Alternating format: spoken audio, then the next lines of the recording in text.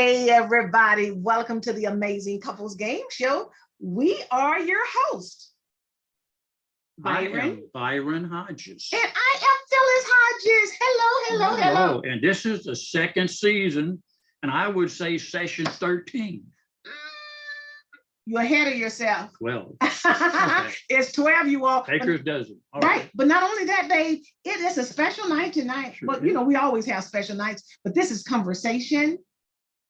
Look how pretty she looks. Thank you. Look at all them pearls. You like my pearls? Oh, I do. Lovely dress, knitted dress. Ooh, knitted. Yeah, a crocheted knitted dress for your eyes only. Okay, no, it's for this couple. Yeah. You all, they don't know, but they're the only couple. We are highlighting Avery Whitley because it's his birthday. So he's joining us with his beautiful wife, Terressa. We're going to tell you all about him in a few minutes. Honey, can I bring them on? Naturally. Okay, let's see. What does it say? Admit. And they're coming on, baby. Let's see. There they go, honey. Look at them. Are they looking good? Hey, everybody. Happy birthday. Happy birthday to you. Happy birthday to you. Happy birthday, Avery Whitley.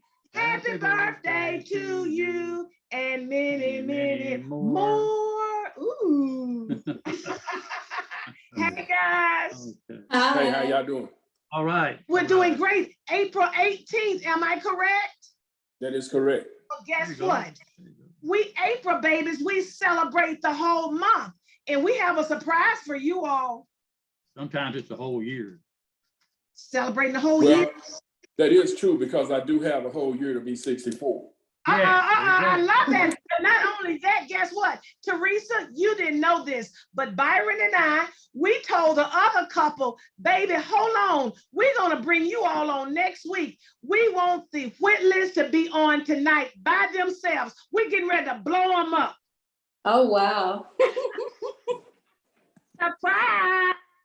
I hope they don't disappoint. You will not. I'm going to click this off. There you go. Yeah. That we can see everybody. You can see us. I think they can see us pretty good. Yeah. You all are looking good over there. Honey, why don't you introduce this couple? I sure will. Okay. Avery and Terressa Whitley. Been married 43 years from Benton, Arkansas. Let's give it up. 43 years. And again, the birthday was April 18th, and you're celebrating how many wonderful years? 64. 64. Look at here. Okay, let's do this. It's something about those numbers. 64 and 43, and we are 48. Why don't you talk to us just about your lifestyle? Well, our lifestyle? Yes, your lifestyle. You all been married 43 years, baby. That's a lifestyle. It'll be 43 next month, May 21st. Okay. I'm going to surprise you. You're going to surprise us? Well, we've been married for 8 years. He's going to surprise you. Wow. Okay. And now they're going to tell us a little bit about what's going on, how they survived 43, almost a few days, and it's looking good. Come on, talk to us. Let's see, Tamika was born in 1978. Mm-hmm. So we got married in 79. Right. Mm-hmm. So 8 months. Our daughter is 43, 8 months after her birthday, which is September 9th. September 10th. Oh, September 10th is her birthday. 1979. And 8 months later is that's how I keep up with our anniversary. 8 months after her birthday is our anniversary. Wow. Okay. So tell me this. I'm looking at in the near future, the anniversary. So how are you celebrating your husband's birthday?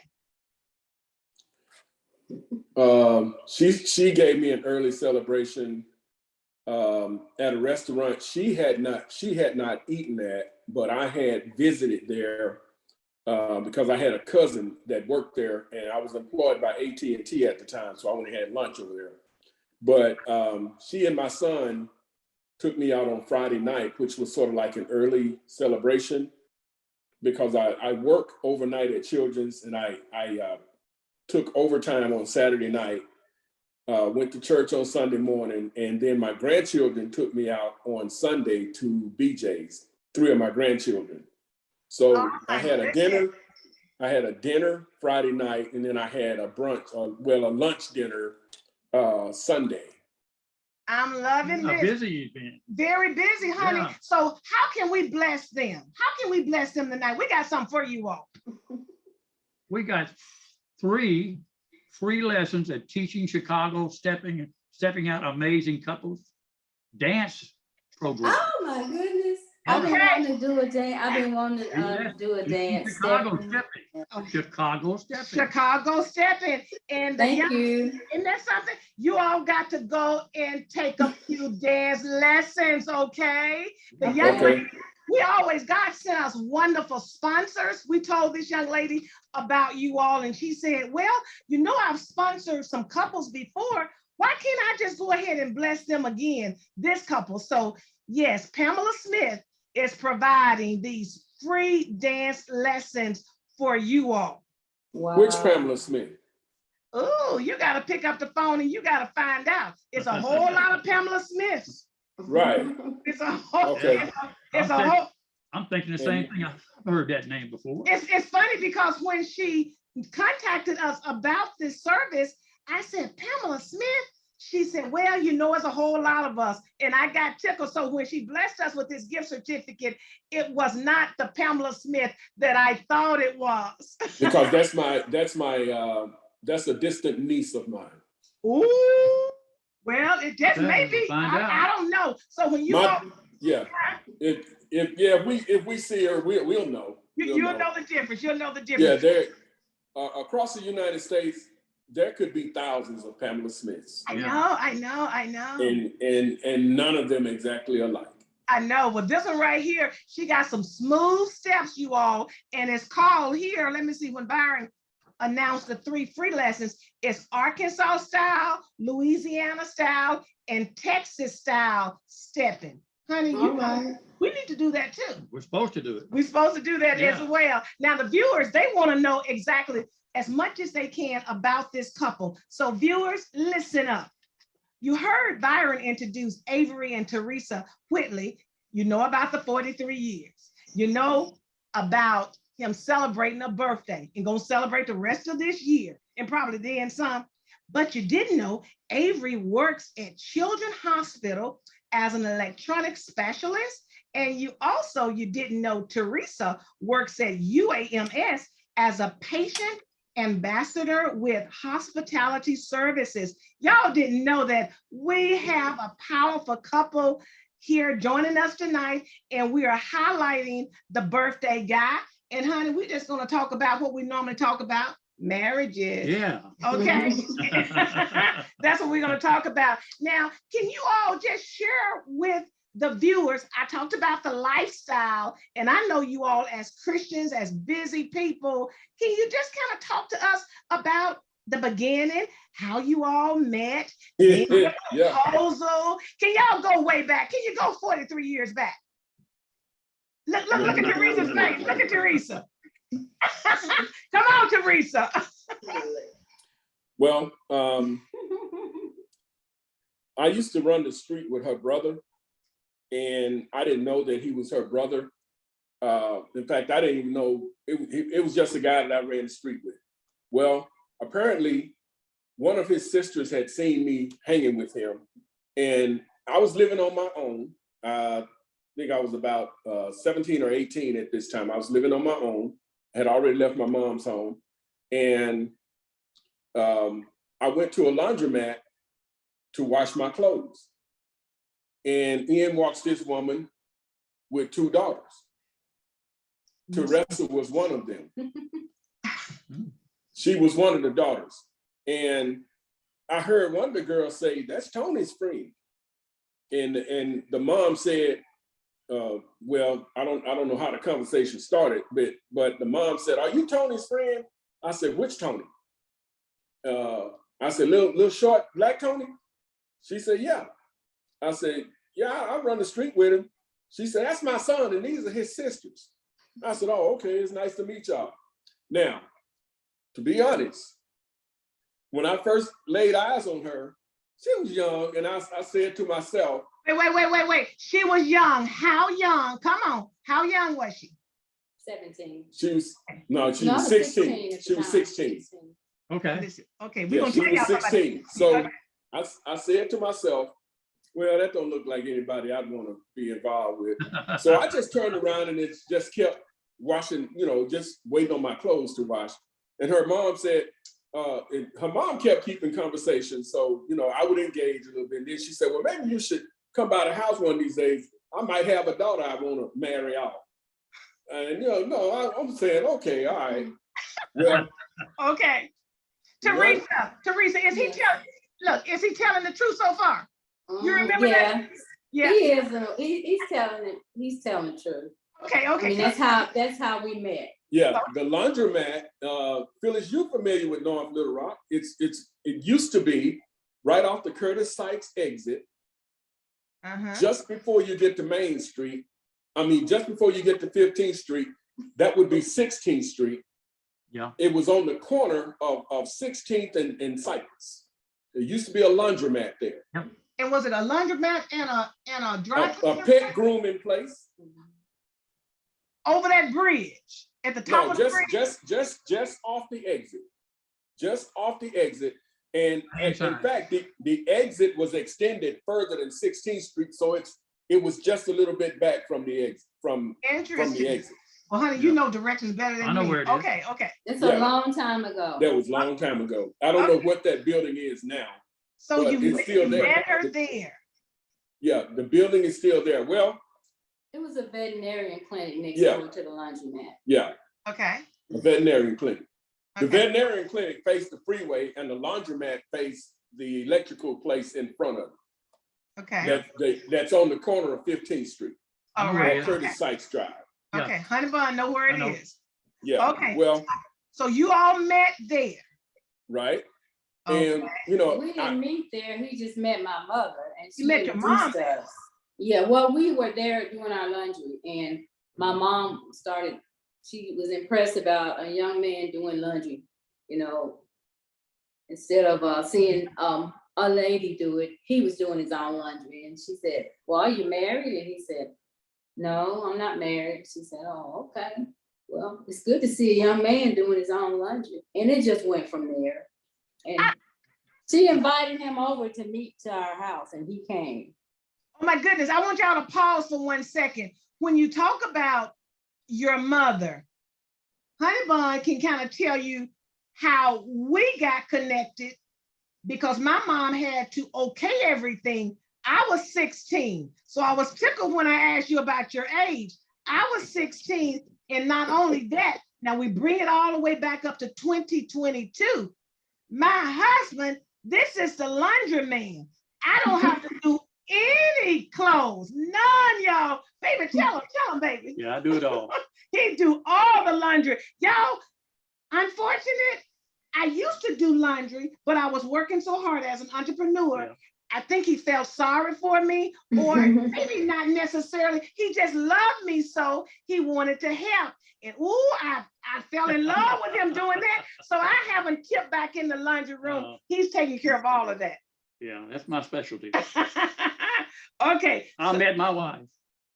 I was at UALR, and I would get off late, late classes, and I'm working. I come to Kentucky Fried Chicken on 24th and Main Street. I walk in the door, there's this wonderful young lady there, beautiful. I just caught my eye right off the bat. And I just love it because wonderful personality. He always say young lady, and I guess in his eyes I was a young lady, but I was only 16. And to me, she was like, hey, 19, 20, I'm thinking that. The reason he's trying to say I was looking old, girl. So for 3 weeks, I came by and bought the same jumbo, is what they started calling me, jumbo chicken box. And my ice box was full of chicken. I didn't eat it all. I was only going there to see her. One night I stopped and I stayed and I ate. I said, I got to say something sooner or later. So it opened up. She took my order the next night. her pen ran out of ink. I said, well, take my pen, and after you've taken my order, put your phone number down. So That led me in. so he was real cool back then, but he could not. I'm still living at home with mom, and I'm hearing Avery say, again, I'm thinking you had just left your mom, because again, we got something in common. Both of us is 64. Now he done left his mom. He's on his own. I'm still at home with my mom, and this was my first next home from my mom's home. So come on, let's get to good nitty gritty stuff. So now the mother is seeing you wash clothes. She knows she has 2 beautiful daughters. Baby, she's ready to get rid of one of them daughters, and you look like the catch. I really don't think she was trying to marry us off. I don't know what was going on. I just know that after that happened, a couple of days later, I think it was. It had to be a couple of months. Okay. A couple of weeks or a couple of months. Okay. He came to our house. He came. I came to the house and asked for the wrong person. Oh! Her name, yeah, her name is spelled Terressa. They were calling her Terressa, but I said Terressa because of the way it's spelled. Well, when I went by the house, I asked for Vanessa, and her mom was standing outside talking to a guy, and she looked at me. She said, "You asking for who?" I said, "Vanessa." And then she looked at me, and all of a sudden she recognized me. She said, "Oh, you mean Terressa? Yeah, she in the house. Go on in there." She liked you off the bat. Well, I don't know. It didn't turn out like that though. But anyway, so I go inside, and she's inside cleaning up. She's the only one in there. I don't know what Terrence and Tracy was, and that night I was not hanging out with Tony, so I just walked. I happened to live right around the corner from him, and I never knew that. I didn't know that they lived right there, just around the corner from this little. Somebody had converted a house into like a duplex that had 2 or 3 apartments in it, and I had the one in the very back. And so I walked around there, and I go in, and she's in there cleaning up like she always does. All she ever does is clean up. She's I always say that she was like the Cinderella of the home, because she took care of everything. Her mom would bring the groceries home. She would put them up. Her mom would cook. She would make sure nobody ate until it was time. She just did all of that stuff. Okay. And she did all the cleaning. So when I met her, she had a rag in her hand, because I guess she was doing some dusting or wiping. She was cleaning up. Okay. So I sat down, and she was kind of nonchalant. I sat down on the couch. She sat way down on the other end. And so I started flirting. I said, "Well, why don't you come over here and sit under my arm, if you don't mind." And she kind of turned away and looked, and she threw that rag across her shoulders like this. She said, "I mind." And not even knowing what I was saying, I said, "Well, that's okay. You're gonna be my woman one day anyway." Terressa, did you hear that, girl? Mm-mm. You didn't hear that? I thought he was ugly. So in other words, you wasn't seeing all that sex appeal and none of that, huh? Mm-mm. So since you weren't seeing that, let's fast forward. What got your attention? What made you say, "Wow, something about that guy"? What was it? No, because once I realized who he was, our home burned, and we had to move from North Little Rock to Little Rock. And he started coming over to our apartment we were in, and my brother would bring him over to see us. Well, I was dating another guy at the time. He was the quarterback for North Little Rock. I was dating him. And once I really started talking to Avery, things changed. And so when he would come over, my boyfriend would be there, but I wouldn't pay him any attention, and it just went from there. Why don't you tell her what the appeal was? Yeah, what was the appeal? I'm gonna tell you. Yeah, Look, I want to know what you the always appeal say was. I started ignoring her when that time that she told me that she mine. So you know, it was no big deal. I left and I didn't plan on ever coming back. But it's just that I was still hanging out with Tony. Tony would want to go by the house and pick up something, so I go and take him by the house because I had my own vehicle at this time. Okay. You That know, was my brother. yeah, her brother. And we'd go by his house. He'd go in the back room, and I'd sit out on the floor and start watching TV because the TV was on, and they were sitting on the couch. So I just ignored them. I sit down and just start watching TV and waiting for Tony to come back out so we could go and do what we were gonna do.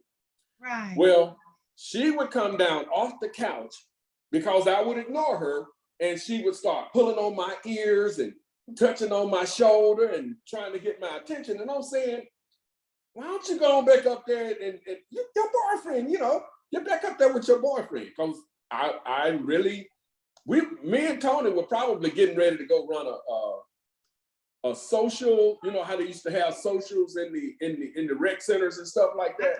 Well, we were getting ready to go do something where we was gonna go, where we were gonna meet some women.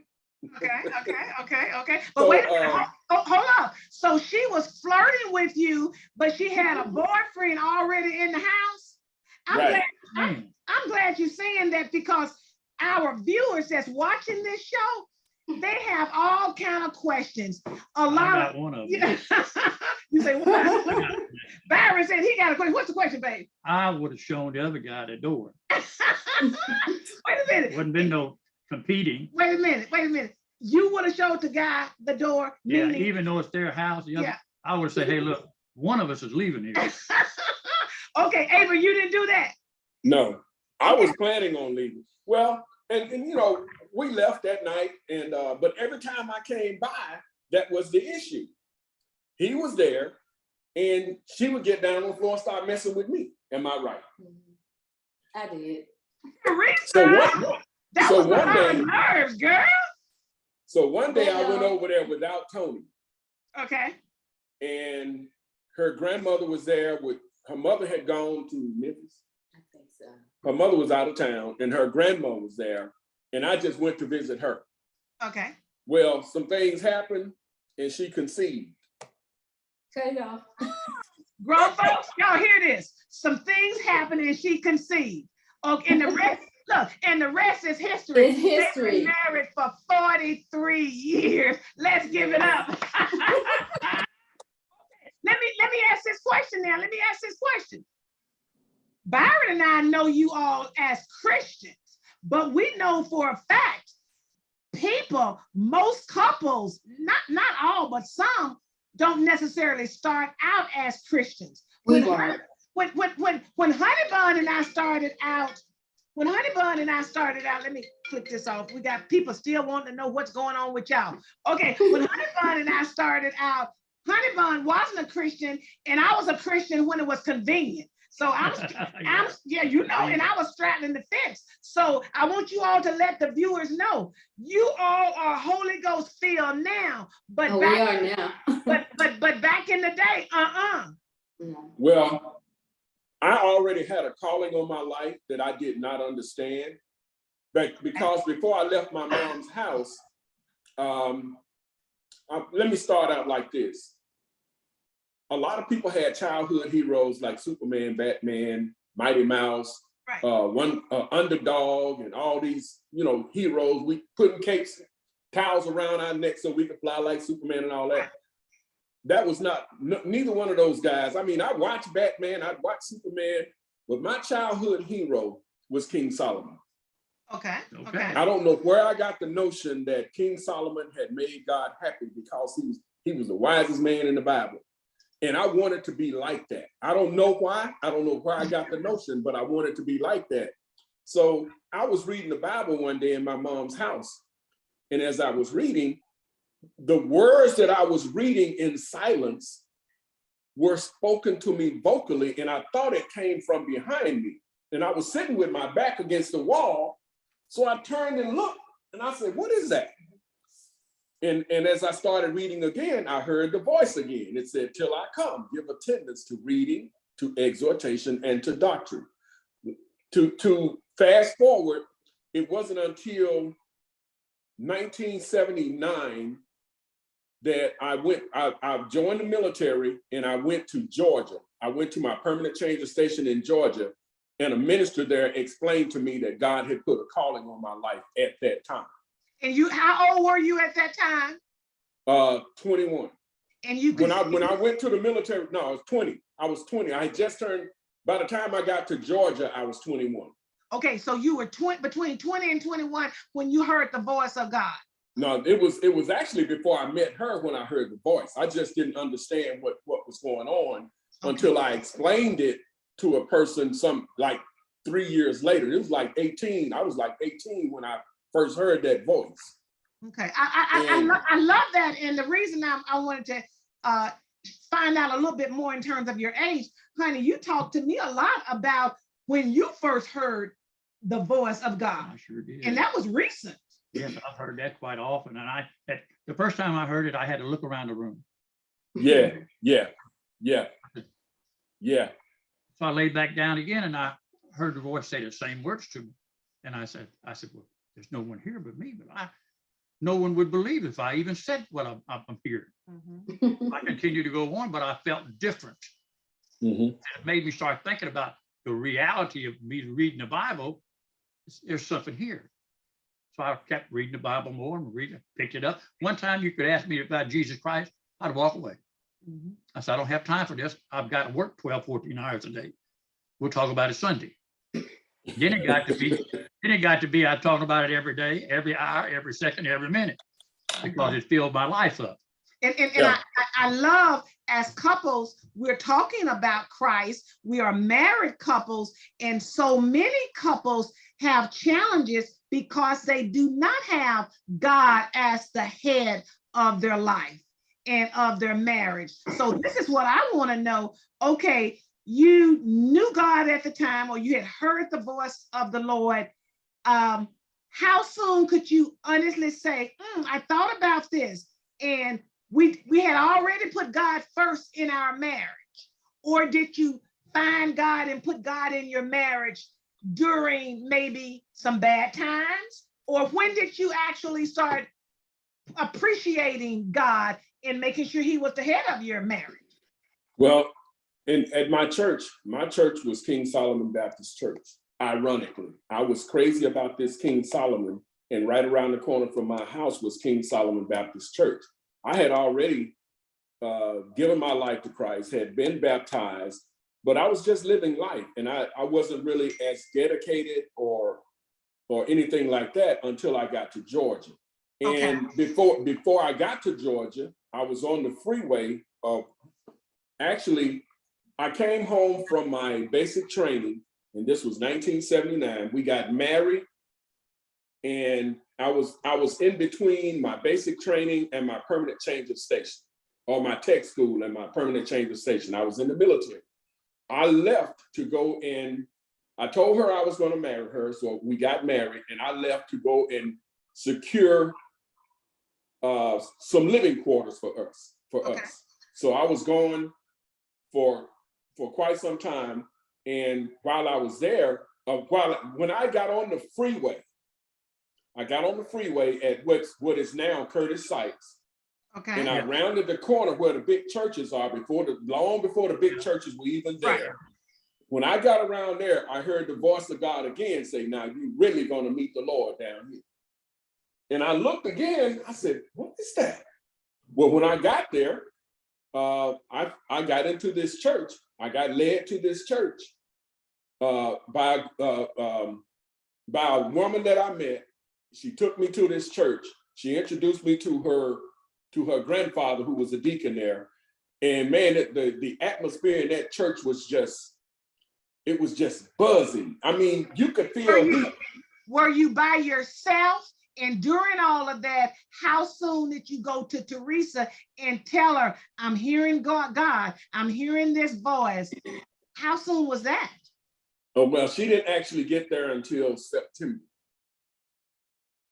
But by that time, I think she kind of knew that there was something happening with me because we were in church all the time. Okay. Our daughter turned a year old the day he came and got us. Well, she turned a year old the next day. So we were living in Little Rock, and he comes to Little Rock from Georgia and takes us back to Georgia. My mom was heartbroken because she was in my mom's life for a whole year and she missed her first birthday. Wow. When we got to Georgia, he was going to church.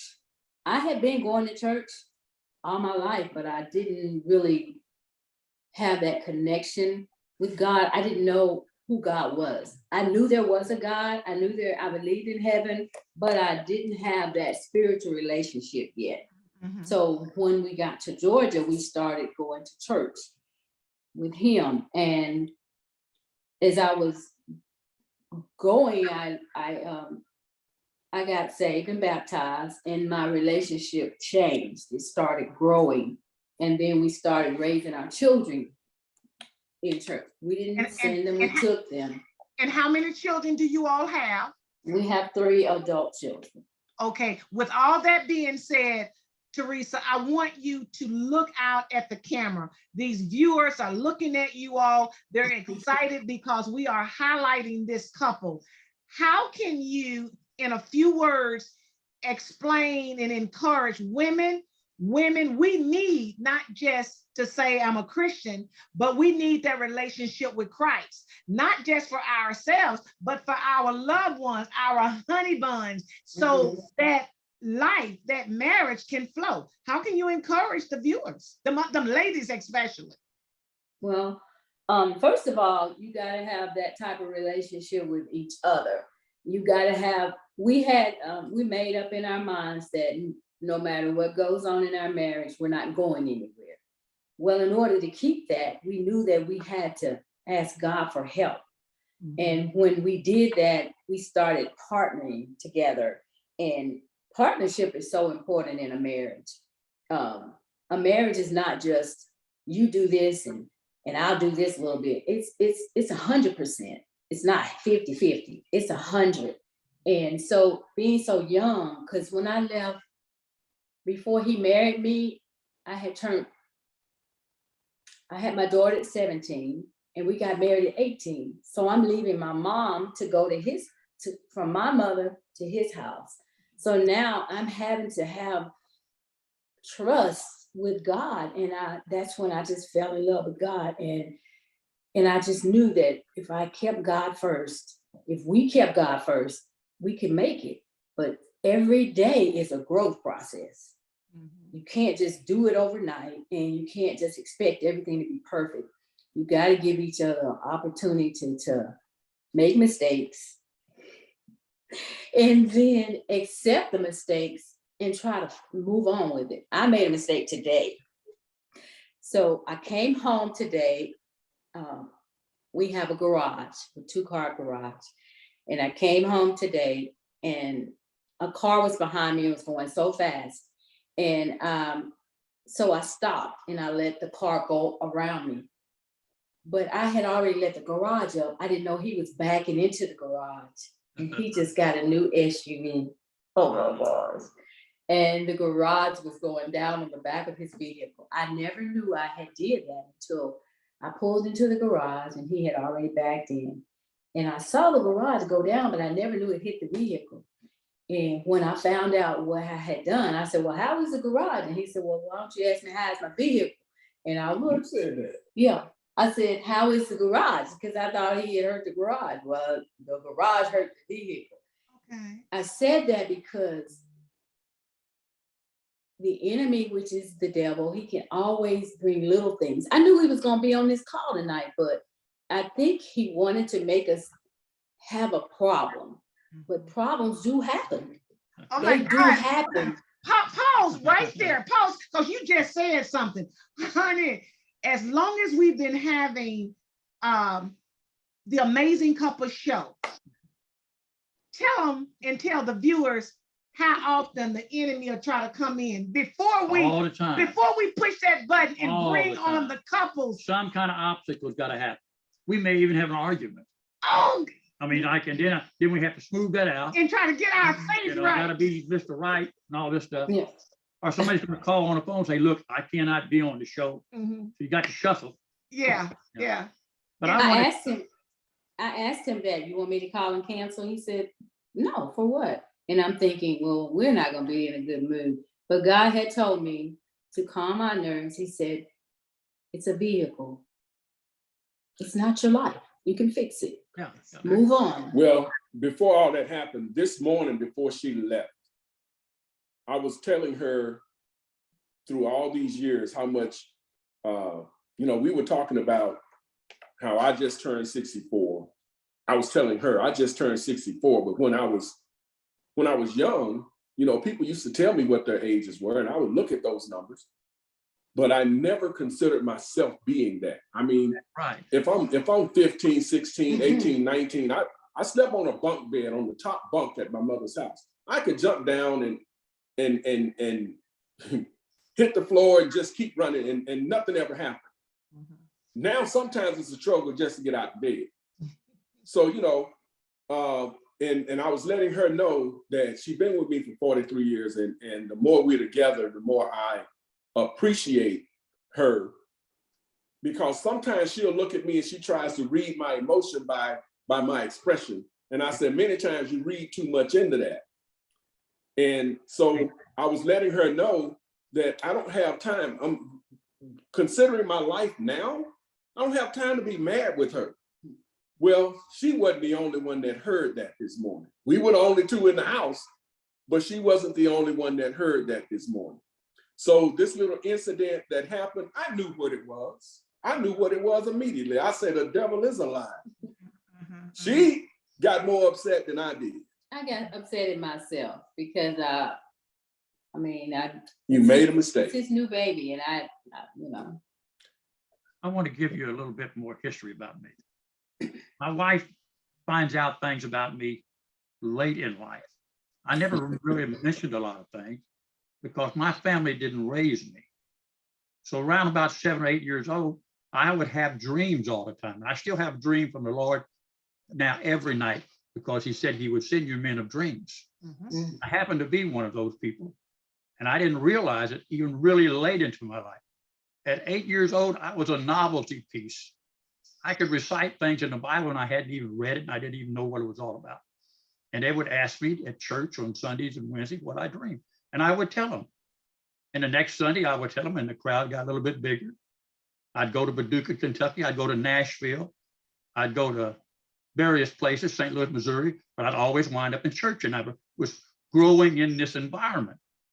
But at that time, I didn't know what was going on. I was not accepting anything. And even in my later life, I always continued to have these dreams.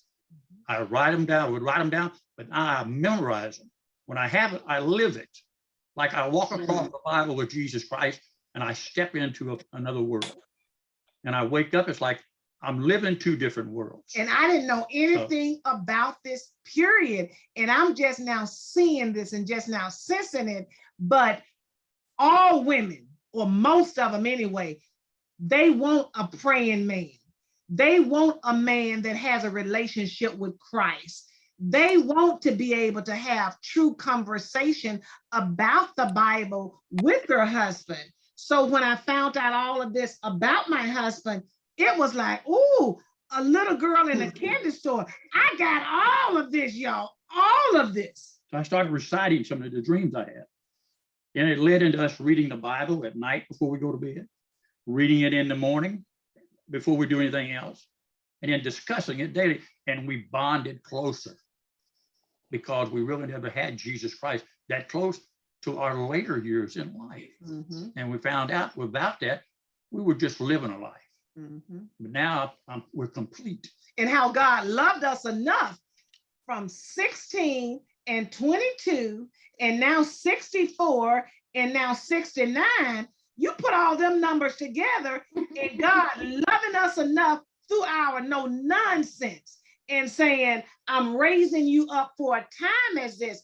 Who would have ever thought a little Black girl and a long hair white boy in 1974 would be called to a marriage ministry? Oh God, I just laughed. I laughed because right before 1974, it was against the law for people that look different like us to come into union. So Right. it was just a few years after the fact, and we're still here, and we're fellowshipping with you all, and we very seldom get a chance to fellowship with couples that has longevity in a marriage like yourself. So we really applaud that 43 years almost. It's such a blessing, and you all are so honest with I it. want to say something else. See, our relationship as being a mixed couple, it's kind of like we watched the world go by because it didn't affect us. Because we were in love. Because that love thing, oh, I don't care what baby is. That was more than what was going on. Yeah, it was a lot. We did what normal couples did. We just went on and did it. And I was so silly at 16, I couldn't see nothing but what was in front of me, and Byron was in front of me. And he was a little bit growner than myself. So he saw some things in being Caucasian.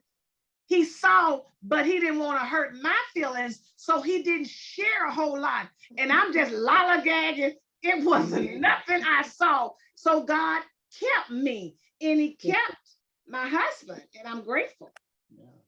But we grew together. When I left my mom's and we married, and I moved to Georgia with him. I didn't know how to drive. He taught me how to drive.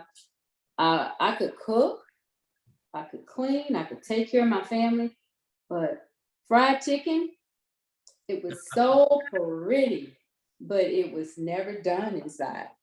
So he would take it and he would say, hey, we're gonna put this back in the skillet for just a little while. And he would not make me embarrassed, but I just couldn't, I was frying it too hard. Girl, So he taught me how to fry chicken. Terressa, you should have came to Kentucky Fried Chicken. Yeah. In that time, girl. Well, my eyes blocked. Or his refrigerator. Yeah. But that was a man. That was a true man that loved you. He didn't embarrass you, and it seemed like he knew how to fix that chicken, making sure it was done, so you all didn't get poisoned with that blood and that that rawness. I want to jump on. We're talking about this fried chicken. Everything hadn't been perfect. I mean, we've had ups and downs. Yes, every marriage. We've had to learn each other. We've had to learn how to live with each other. It's ups and downs.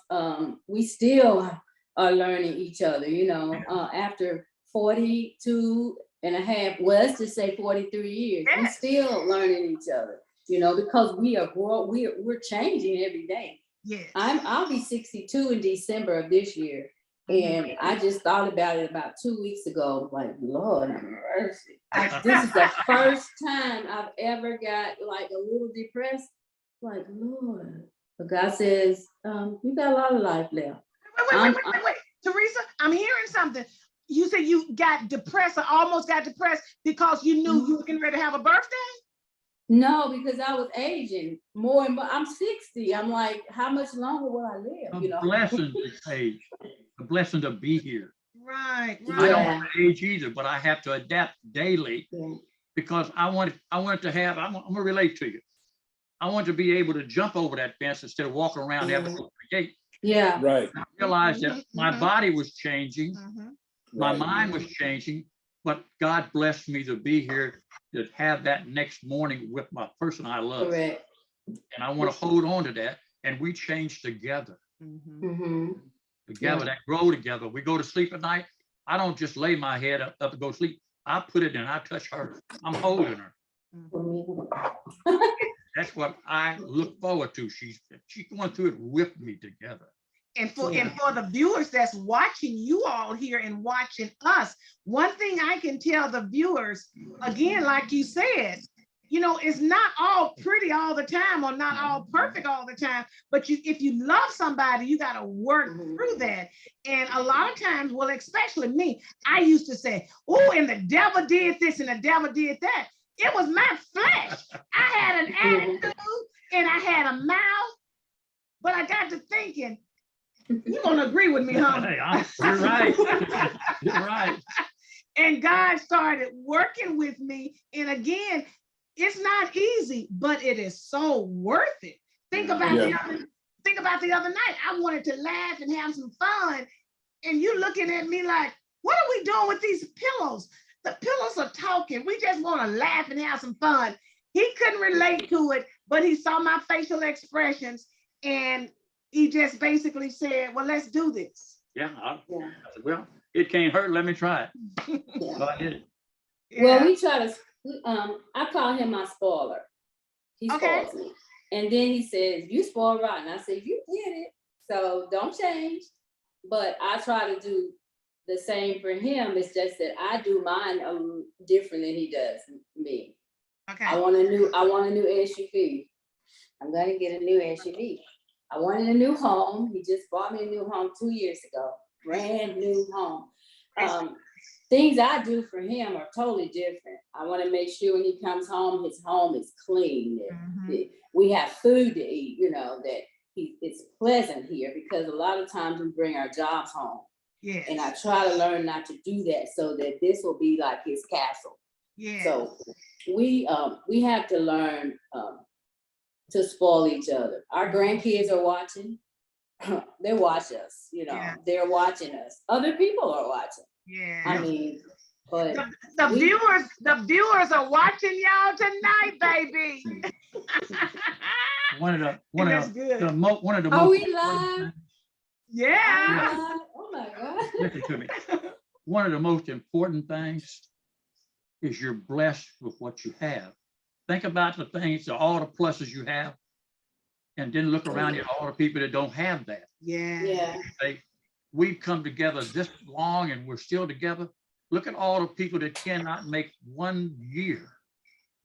And look at all the blessings that you've come 43 years together. Every family has obstacles and they don't know how to adapt or even sit down and talk about their problems. And it takes Jesus Christ to be part of that relationship. If you don't have that, you're going to be lost in sin. You're going to argue. You're going to talk about divorce. You're going to go through divorce. And that's what the devil tears it all up. And you've got to have that security. And that's underlined.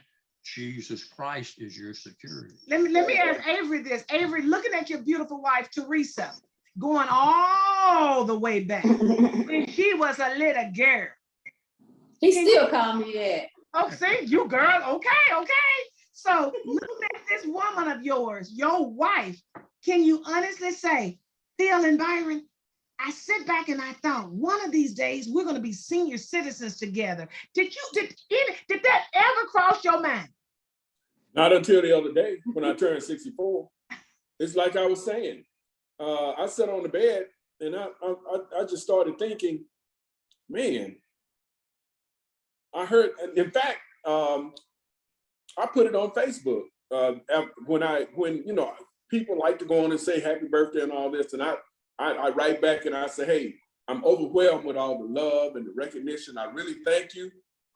But years ago, I never saw myself getting to be this age. I never knew what it would be like. Right. And I had to ask myself, when you were 20, what were you thinking?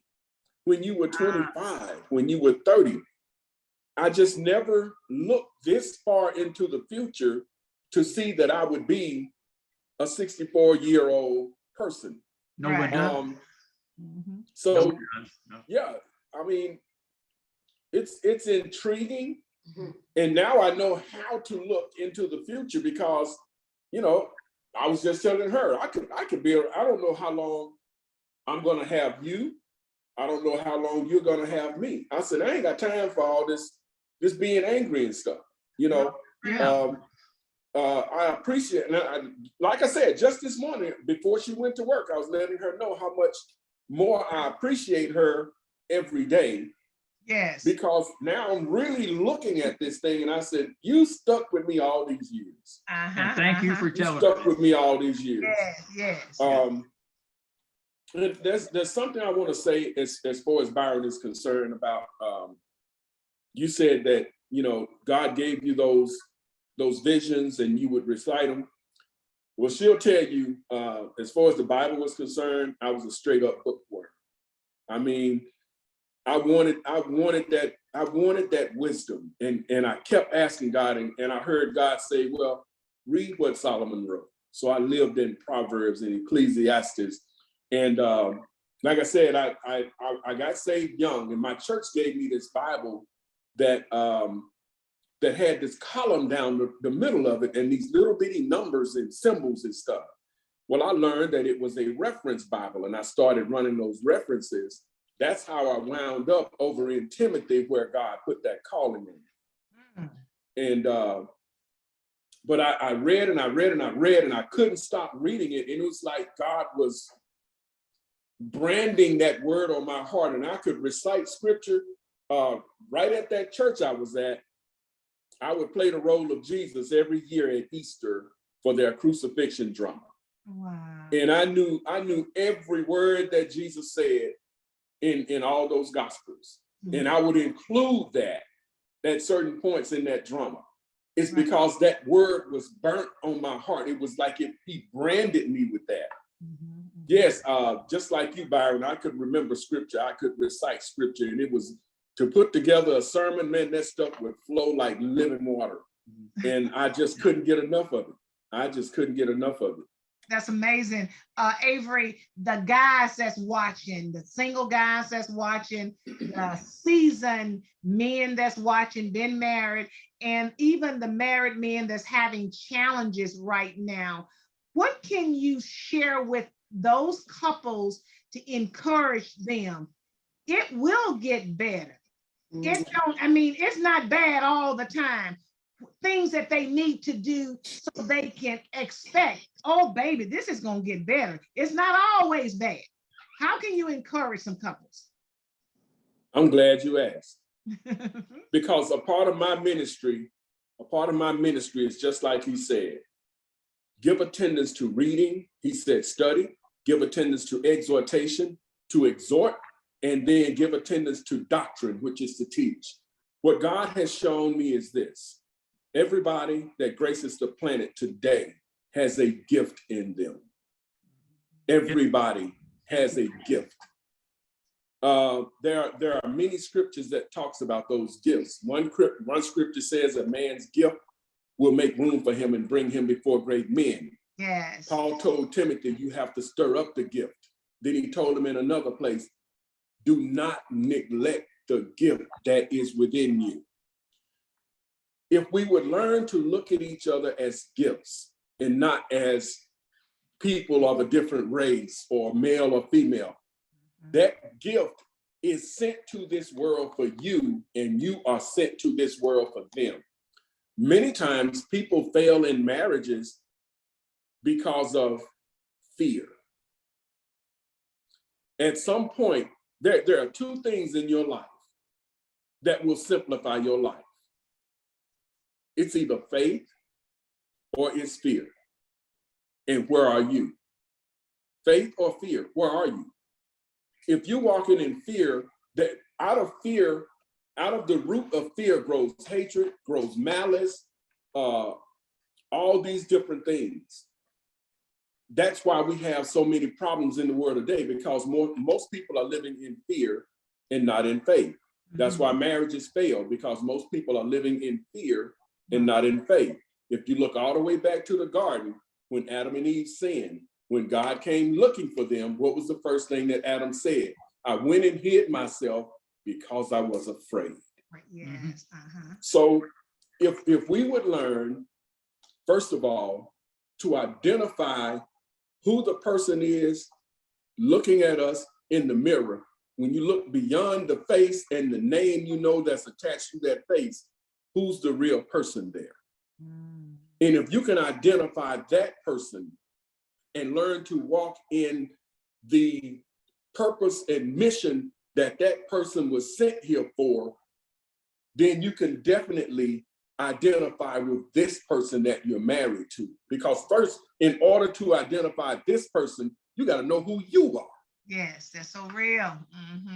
You got to know who you are. And like I said, God told me the whole world is a Christmas tree. Everybody that graces the planet is a gift under that tree. Let that resonate for a minute. Everybody, whether they realize it or not, God put something in them, something unique, something like we were talking about Pamela Smith. Thousands of Pamela Smiths across the nation, but every one of them are different. Yes. Every one of them have their own uniqueness.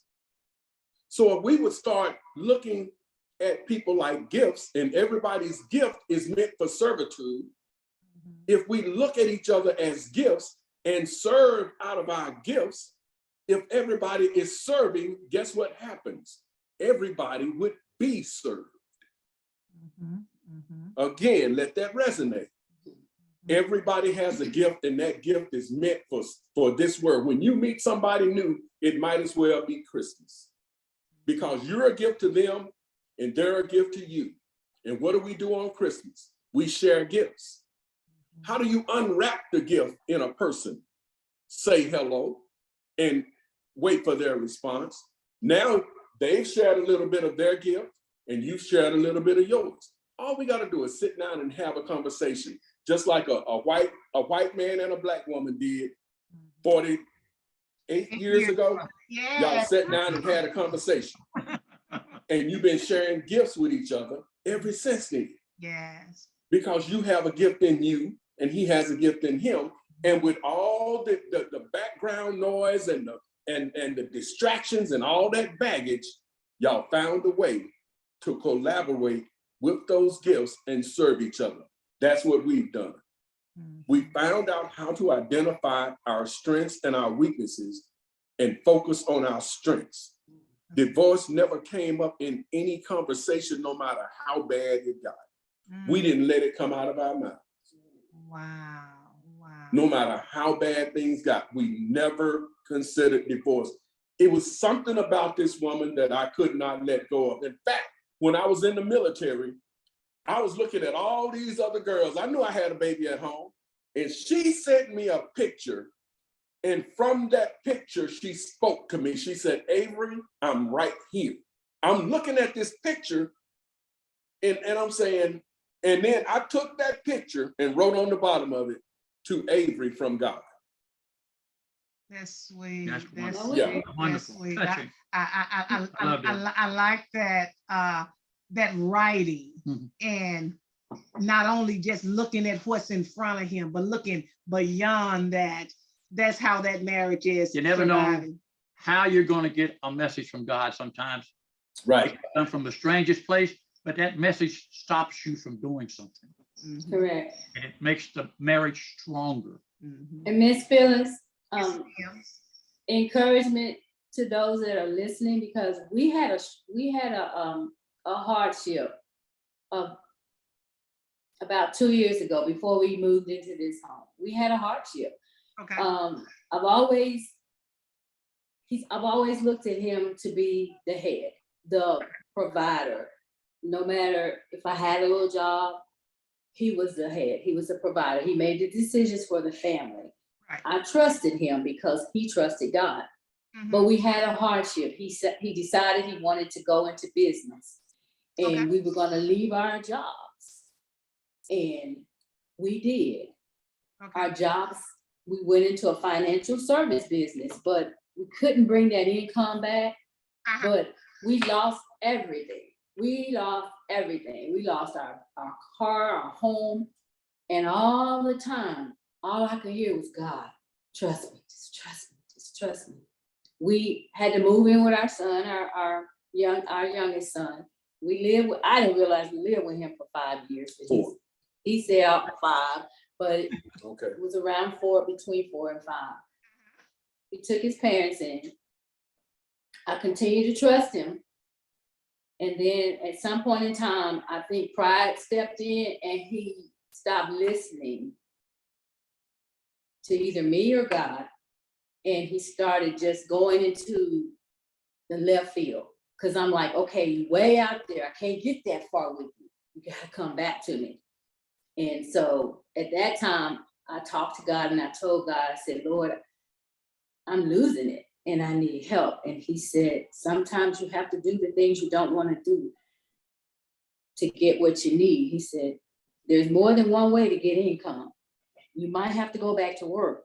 Right. So at that time, we were making little income here and there, but we weren't making what we were used to making. We were like 100, we was a 6-figure couple. And so I went back to work. And then I worked about 4 years before you went back, or 3? A year and a half. Okay. Remember? A year and a half. I've been in UAMS almost 7 years, and he's been at Children's now. Almost 5. Okay, so one day he picked me up from work. Like I said, we had lost everything. And his mother, before she passed away, gave us her car. He picked me up at work, and we stopped by the service station. He didn't have $5 to get gas. He said, "V, I need some gas. I need some money for gas." So I said, "Okay." So I reached in my wallet and I gave him the money. He went in and got the gas. While he was in the service station, I was talking to God. I was crying. I was mad. I was like fed up. That day, something came out of me. He got back in the car and I said, "Can I ask you a question?" And he said, "Sure." I said, "Let me tell you something."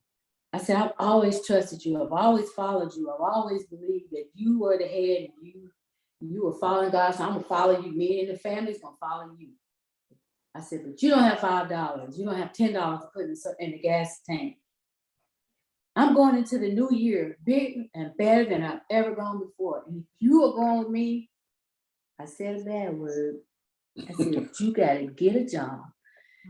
I said, "Because if you don't," and that's the first time I ever in our whole marriage thought about leaving, because I felt like when he told me one day, "You just do you and I do me," and I'm like, "Okay, now we're going to separate ways. This is not right. This is real. Way over there and I'm over here." But I kept listening to God. So we got to the house. My son was sitting in the living room, but it was dark, and he was on his TV playing some kind of game. And he walked in first, he left the door open, and I went in behind him, and he went in, he got his laptop, and he acted like he was gonna get a job. And I said, "Do you need some help?" "I don't need any help, I can get my own job." I said, "Well, okay, whatever, you just better get a job." So a couple of days passed by. God said, "Leave it alone." And then God said to me, "Listen, I can give you all that stuff back you think you lost, but I can't give you back Avery. Fight for your marriage." And that was the first time that we had that we were like distant. And when I did that, 2 weeks later, he had a job. And things would start. And from there, God said, write it down. Write down what you want. I'm a dreamer. And I believe in walking out my dreams. Right. So I'm always writing something. God said, "What do you want?" I said, "We need vehicles. We need a new place to live." We had been saving. Once we got our job, we started saving. God gave us back twice, double. Jennifer Johnson told us, "You don't look like what you've been through. God's going to give you double for your trouble." And God has given us double, and he just keeps giving us. But I'm going to say this, and then I'm going to make it short. When you are a couple, a husband or wife, you got to fight together. You can't fight separate. The devil in the middle, but you want God in the middle, so you got to fight. So our fight turned from his way, my way, to our way. And when we fight together, it's partnership. And that's how our marriage has worked, is that it doesn't always have to be his way. It doesn't always have to be my way. It just has to be. Yeah. This is my saying. Sometimes you have to follow the lead, and sometimes you have to take the lead. I like that, because what I'm hearing out of all of this, again, when it was challenges, you and your husband are talking or semi-talking, but you still was taking it back to God. And that's what we have to do, whether it's the husband taking it to God, because we as women, we can get crazy. Then the guys can get crazy. And then we as women, we're taking it to God, vice versa. And that's the only way. That's the only way it's going to last. And you enjoy it and you have memories to go back and say, wow, I remember this, I remember that. But look at God. Honey, Mhm. I'm just listening to You them. got to have communication. You got to have that communication. Mhm. Yeah. Mhm. And know that the foundation of Jesus Christ is right there. You all can both talk to one another. Right, right. Mhm. You got nothing to hide. You have nothing to hide, but even listen to what they were saying at one time. Divorce, the D word didn't come out of their mouth. I look at us and I laugh because the D word came out of our mouth so often. Yeah.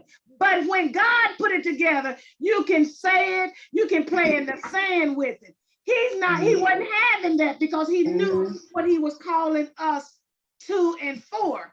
But at the same time, we act a nut. We tried to get a divorce. Y'all better hear me, viewers. How many times, baby, did we try to get a divorce?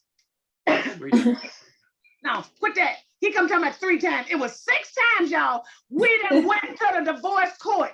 Either the judge didn't show, the attorney didn't show, I didn't show, Byron didn't show, wasn't nobody showing, but we were spending money. The enemy was eating our lunch, y'all. The enemy was eating our lunch. And then when we actually heard God and obeyed God, because you can hear God, but if you don't obey, you're messing up some stuff. So we heard God. Go on, baby. Go on, baby. Tell him. Go on, tell him. Go on, tell him. I called my lawyer and I said, look, I don't need you. I got a lawyer. His name is Jesus Christ. He told him, y'all. He told him. I said, I'm not even going to go down there. I don't have anything. I'm going to leave here without anything. I came in this world without anything, and I don't need anything. So whatever she wants, she can have it all. Because I know how to start over. And I got Jesus Christ. I got it all. So I dropped my attorney. I said, well, better go down there, at least let them know I don't have a representation. And I'm going to say, give it to her, and I'm going to walk out. The judge may say, you're in contempt or whatever. I'm still walking out. I got down there, nobody's there. I didn't know nothing about it. I ain't showed up. My attorney came down there and said, I have to meet your lawyer because here is a letter where they've dropped this divorce case. That's how that divorce ended. Yeah. Right there. Yeah, that start of a divorce, because we never gotten one, but we had some heated arguments enough to say, woo, I'm not doing this. And at that point, we weren't willing to fight for our marriage. But when we finally heard God and obeyed God, baby, I'll fight for you anytime. Yeah, I'm the quiet one. He's like a talker, but I'm the quiet one. But even quiet people sometimes get fed up, you know, and I got fed up and I just said, okay, I understand that you think your way is right, but right now it's not working. We got to do something different. And when I said I take that sometimes you have to follow the lead and sometimes you have to take the lead, I didn't mean like take, because a lot of times people men doesn't like to be told I'm a leader. I don't feel like I'm a leader. I feel like he's our leader. He's still our leader. But when I say take the lead, I gotta take it to God. God, you gotta help us here. We can't do this by ourselves. Right. We need help. And when I think at that point, that's his, I don't know, God, he started hearing God. He started hearing him. And then when sometimes God talks to us, but we can't hear him because we're not ready. But when you're ready, man, God can open up some doors that no man can close. I mean, and when we was trying to get our house, we had saved a lot of money, and we ran into some, brick walls or whatever. And then I had a quote that I had put when we first walked into this house. We were standing outside the door, and I put the picture of the house, big old house, and then I put this saying says, then God stepped in. Because no matter how man say no, when God said yeah, ain't nothing man can do to stop it. That's how we have to trust God. Trust God. What'd you say, honey? When you're trusting God, I want to say this one thing to everybody that's listening out there. When you've been married for so long and you have problems, don't ever think the grass is greener on the other side. Because the more problems, when you get to the other side, the problems you thought you had, you got some problems now. Because the foundation that you had and everything that you left, you done lost. How you gonna start over with a whole bunch of problems on the other side? Because the people on the other side, since they got you over to the other side, that's the devil. Now he got you where he wants you, in the middle of the deep blue sea. And that's generally what happens to people. They don't stop and they don't communicate with one another and sit down and work out the problem. And there's not a thing that cannot be worked out with Jesus Christ. Yeah, I just appreciate you all being so honest and not clicking this tube off since you found out that you all are the only ones going to be on this show. We're highlighting you all, and we didn't have the other couples. So the big surprise, but you all stood the test. I'm so grateful because, again, this phone has been beeping like, well, who's on there? What they doing? And all of this here, because believe it or not, it's such a blessing to be able to pre-record on Facebook and then knowing, baby, when it go live Sunday, what's about to happen, because we're already getting texts because people know that we pre-record on a Friday and then we go on and blow it up on a Sunday and then for YouTube. So viewers, yes, go ahead and subscribe to the YouTube channel. Give us some information, what you think about Avery and Terressa. Go ahead and put in the little comment box. Congratulate him. I know April 18th is out the way, but guess what? They celebrating the remaining of the year. There'll be some more. It's going to be some more. And not only that, they have an anniversary coming up in a few days. So we're celebrating this couple. What, baby? One more thing. Go on, honey. When this program's over, I want y'all to turn around and pray together that you are still together with Jesus Christ. Exactly. And that's something that we have to do. We have to learn to pray together. And appreciate even during the good times and the bad times. Yes. And learn how to smile. Learn how to laugh about some stuff. Sometimes, honey, I'm laughing and I'm in the floor. I'm laughing to keep from crying. Stuff can be such a mess. I did that laugh the other night when she was mad. We had an argument. I just started laughing. And I got really mad. What are you laughing at? I'm laughing at you. Okay. And the devil can't do anything unless we allow him or her to do it. So I just appreciate you all. And again, we celebrate with you all these beautiful 43 years. We celebrate you all as a strong couple. We celebrate you all for being able to come on our show and help us share some love and share some laughter. Can't nobody do it by themselves. We got 9 grandchildren. 9 grandchildren. 43 years. And look at that blessing. Listen, 9 grandchildren. 9 grandchildren. And how many children? 3. 7 are biological. 7 biological and 2 step. Yeah. Okay, but they still yours in Jesus' name. That's a blessing. Well, we have 2 children, young adults, and we have 3 young adult grandchildren. Come on, baby. Think about that blessing. Now think about if y'all got a divorce and married other people and had other children. Next thing you know, you got 3 divorced wives, 10 grandchildren by 3 different people. You're not in that scenario, and there's people out there with that problem. Okay. Look at the blessing you got. You're together. That's a blessing. And your grandchildren say, look, there's grandma and granddad. And what they call y'all? What they call y'all? What your grandchildren? Nanny and Papa. And Papa. Look at that legacy there. That's Look what I'm talking about. Y'all cutting up. In closing, we want you all to hear our theme song. And we're going to move to it. We're going to hug to it. We're going to kiss to it. Us and y'all. Y'all better listen to this. Lord. Y'all ready? Terressa, you ready? I'm ready. Avery, you ready? Here. Yeah. Byron said we're going to make sure y'all can hear it. We want the viewers to hear it. And we want the DJs real soon to be playing this this jingle. Yeah. Let me see.